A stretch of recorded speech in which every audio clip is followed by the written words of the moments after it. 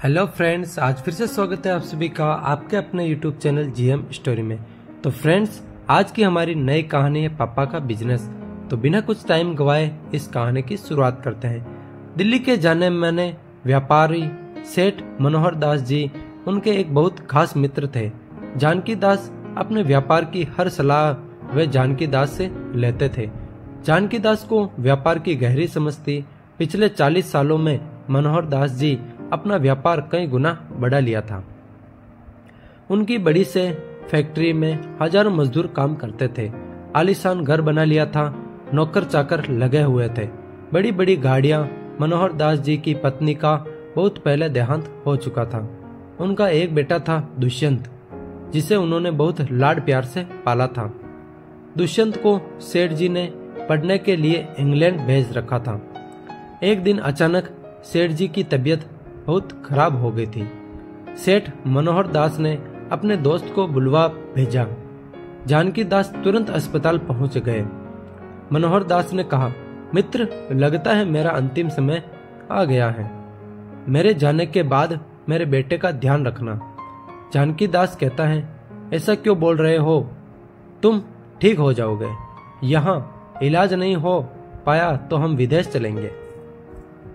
मनोहर दास कहता है, बस मेरा एक काम कर दो, किसी तरह मेरे बेटे को बुला दो, मैं उसे एक बार देखना चाहता हूँ। जानकी दास ने बिना देर किए दुष्यंत के आने का इंतजाम कर दिया।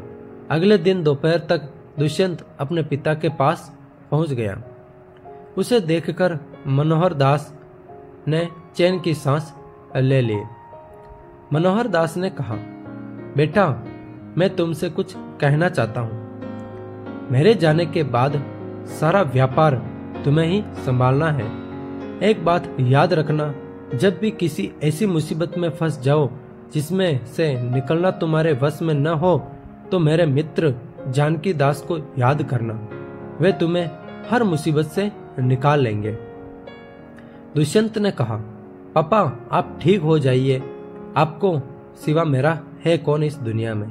मनोहर दास ने कहा, बेटा, मेरी 3 बातें याद रखना, जीवन में बहुत काम आएंगी। पहली बात, कभी किसी गरीब पर तरस मत खाना। दूसरी बात, कभी किसी अमीर से दोस्ती मत करना। तीसरी और अंतिम बात, अंधेरे में घर से बाहर मत निकलना। दुष्यंत ने ध्यान से पिता की बातें सुनी। कुछ देर बाद जानकी दास भी अस्पताल पहुंच गए थे। शाम के समय मनोहर दास जी ने इस संसार को त्याग दिया। पूरे घर में शोक का माहौल बन गया था। अंतिम यात्रा की तैयारी हो रही थी। जानकी दास सारी व्यवस्था देख रहे थे। बीच बीच में वे दुष्यंत को भी संभाल रहे थे। इसी तरह समय बीत गया। करीब 1 महीने तक दुष्यंत पिता के शोक में घर में बैठा रहा। एक दिन जानकी दास जी उससे मिलने आए थे। जानकी दास ने कहा, बेटा, अब तुम्हें तुम्हारे पापा का बिजनेस संभाल लेना चाहिए। उनकी भी यही इच्छा थी। दुष्यंत ने उनकी बात मान ली और अगले दिन से ऑफिस जाना शुरू कर दिया। कुछ दिन तक जानकी दास जी उनके साथ जाते, उसे बिजनेस की सारी बातें सिखाते थे। कुछ दिन बाद दुष्यंत सब समझ गया तो जानकी दास जी ने आना बंद कर दिया था। एक दिन दुष्यंत बैठकर सोच रहा था, तभी उसे अपने पिता की 3 बातें याद आ गई थी। इसी बीच दिवाली आने वाली थी। मजदूरों को बोनस दिया जाना था। मैनेजर फाइल लेकर दुष्यंत के सामने पहुंच गया था। मैनेजर ने कहा, सर, ये मजदूरों के बोनस की फाइलें हैं, उन्हें हम 1 महीने का बोनस दे देते हैं। दुष्यंत को याद आया, पापा ने कहा था, गरीबों पर तरस मत खाना। दुष्यंत ने कहा, नहीं, किसी को बोनस नहीं मिलेगा। ये काम करते हैं, हम इन्हें सैलरी भी देते हैं, तो बोनस किस बात का? बोनस न मिलने से मजदूर भड़क जाते हैं। अब वे बहुत काम करते थे, सब इधर उधर समय बर्बाद कर अपने घर चले जाते थे। इससे काम में घाटा होने लगा। इसी बीच बहुत से व्यापारी जो दुष्यंत की कंपनी से माल लेते थे वे दुष्यंत से मिलने आते थे, लेकिन दुष्यंत को पिता की दूसरी बात याद थी कि अमीर से दोस्ती मत करना। इसीलिए वह उनसे ठीक से बात नहीं करता, उन्हें उल्टा सीधा बोलकर भगा देता था, जिससे कंपनी को ऑर्डर मिलने कम हो गए थे।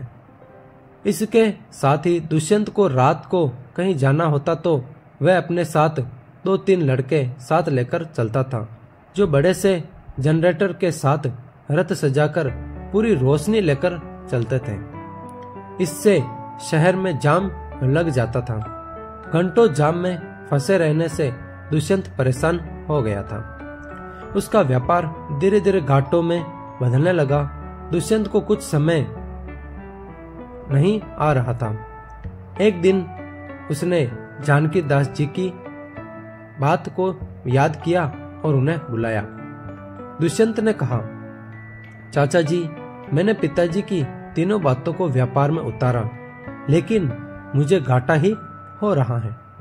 जानकी दास जी के पूछने पर दुष्यंत ने सारी बात बता दी थी। जानकी दास ने कहा, बेटा, तुमने अपने पिता की बातों का गलत मतलब निकाल लिया, चलो मेरे साथ।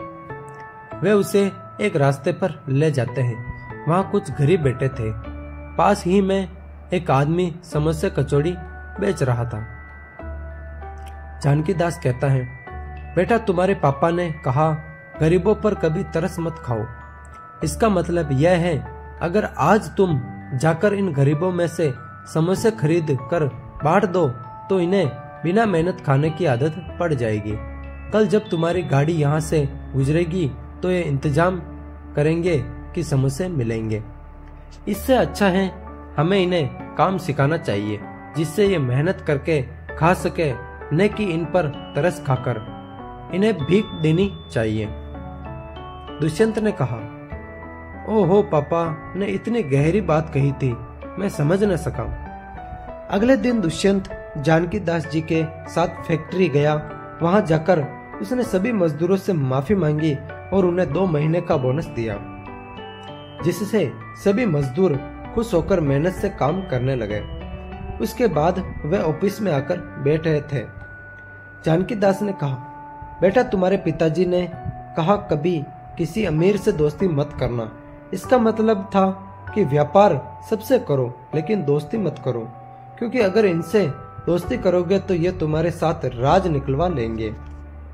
कहां से कच्चा माल लाते हो, कितने का बनता है, कैसे बेचते हो, और साथ ही ये तुम्हें बुरी आदतों से शराब आदि की लत लगा देंगे। इसलिए इनसे बचने को कहा था। दुष्यंत ने कहा, लेकिन मैंने तो सबको भगा दिया था।